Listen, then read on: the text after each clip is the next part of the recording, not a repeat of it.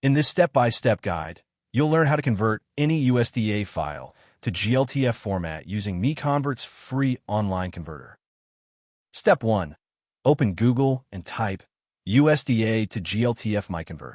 Click the first search result to open the converter page. Step 2.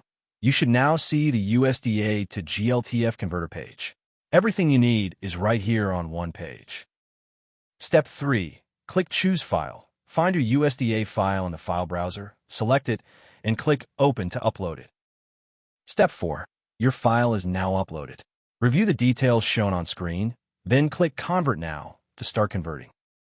Step 5. Wait for the conversion to finish. The progress bar shows how much is done. It won't take long. Final step. Click the Download button to save your converted GLTF file. That's the entire process, simple and free. You've just converted USDA to GLTF in under a minute. Visit MiConvert.com for more tools. Subscribe for more guides.